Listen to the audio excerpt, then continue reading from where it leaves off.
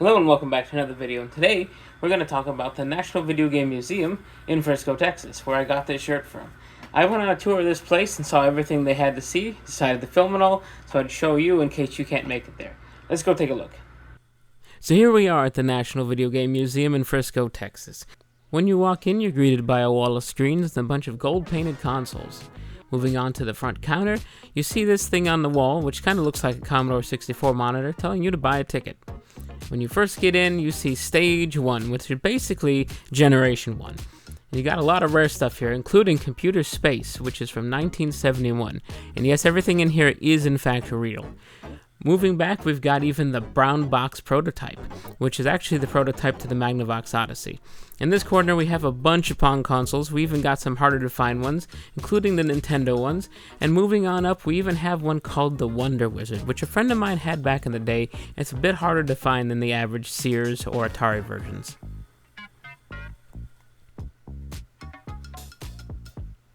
We even have some non-coin operated ones, including Dr. Pong and Puppy Pong. But here is one of the Nintendo ones, the TV game, and moving over, we even have the TV Game 15 system. Now, the elephant in the room that you might have seen is this giant working Pong system. Pretty much, it's a humongous controller that is built out to look like an Atari Pong, and those knobs actually work as paddle controllers. Moving over to Stage 2, we have a great timeline of game consoles, and you're seeing a lot of rare things, even the RCA Studio 2, you have the Odyssey 2, you have the Vectrex, you have even some more rare stuff coming up, like the Pippin, which I actually seen multiple Pippins in this building, which is very shocking. And underneath you have some screens. One is always showing advertisements, and the others are actually showing information, and here's a close-up of the information on the game consoles. Here's a close-up of some of the rare ones. Like I was saying, we have a Pippin, we have a Pico, we have the Amiga CD32, and going up above this, we even have the 3DO and the Neo Geo CD, which, yeah, I guess the 3DO isn't super rare, but just seeing all these things next to each other is very interesting. And of course, the Gamecom, which I need to find me one of those as well. And over in the beginning of the timeline, there was a lot of the early stuff, including the Odyssey 1, the Bally Astrocade, there's the RCA Studio 2 again, and even the Telstar arcade system. And of course, couldn't forget about the wonderful Microvision.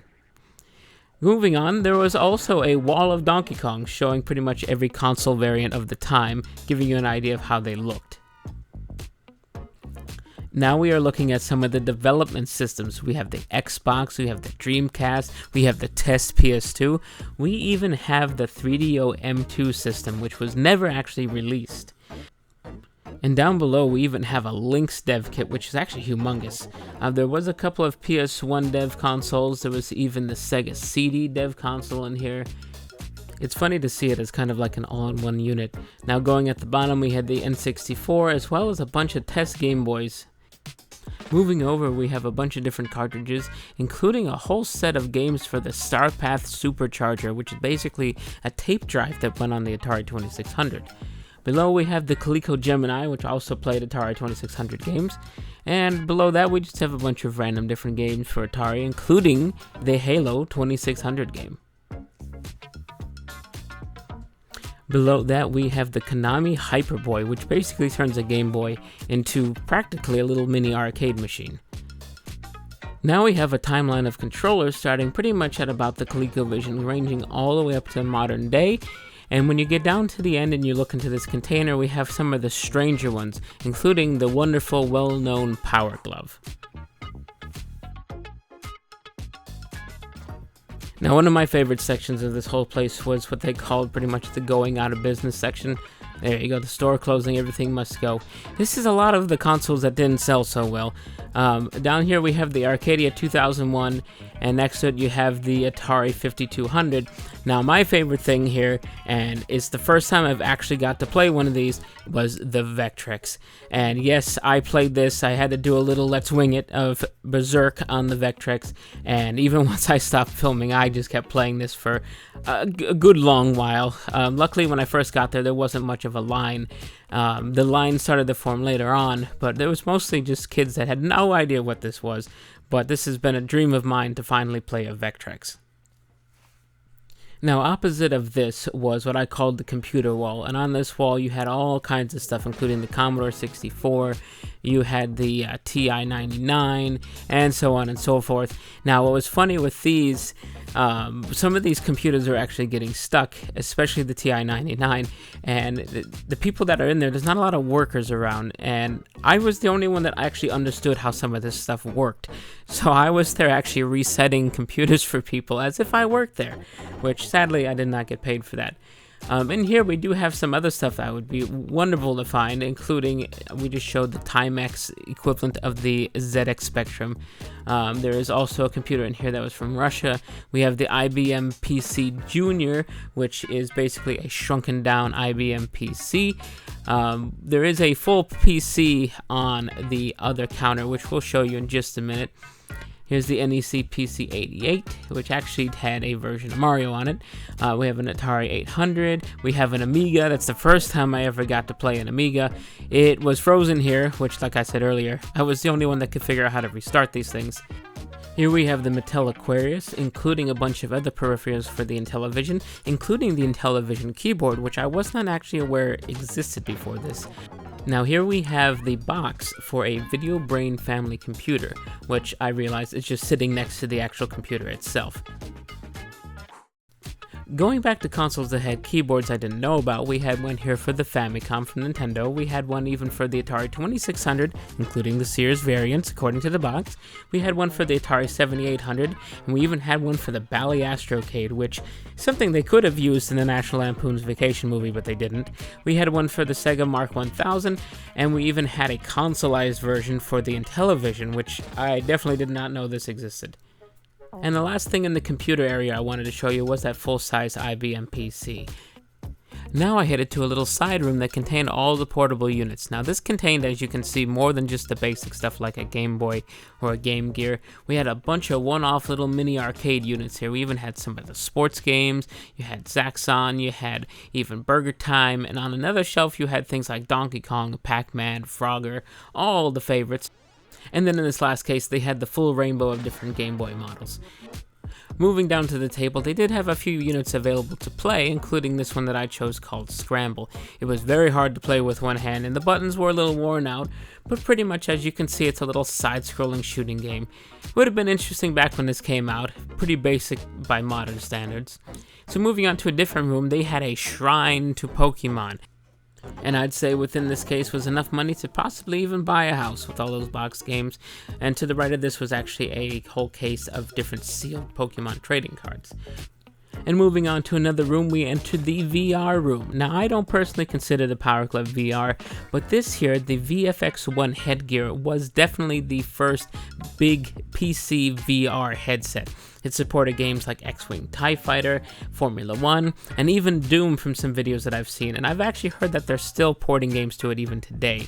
Now here is the Atari one called the Mind Link, which you supposedly could control the console with your mind. Yeah, I don't think that worked out so well. Here is the original Oculus development kit, back when it was called Oculus and not MetaQuest. And here we have the Private Eye, which would have been originally hooked up to some sort of computer, but this technology eventually became the Virtual Boy. And lastly, we have the Sega 3D glasses for the Master System.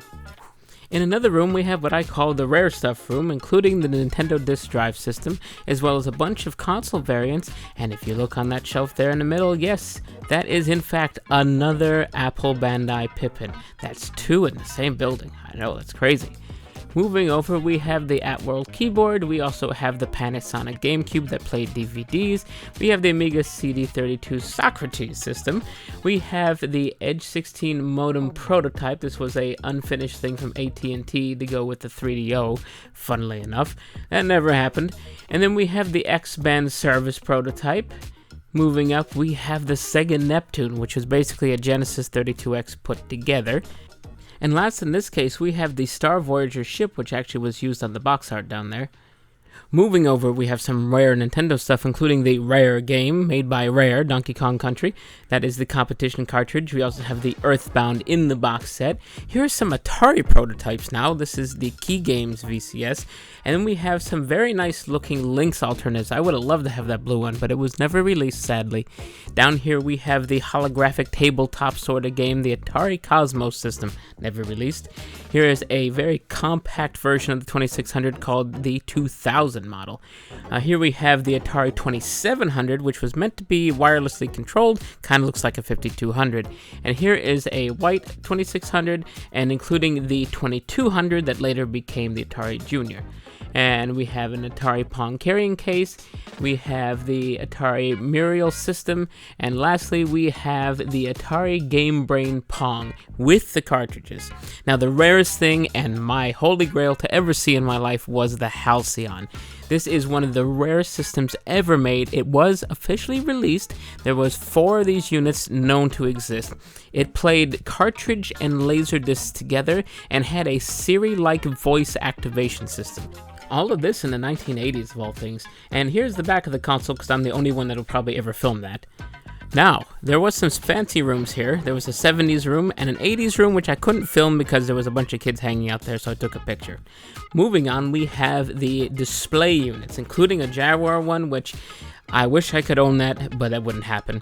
There's also a console wall where you can test some of them, and then there was arcade machines everywhere.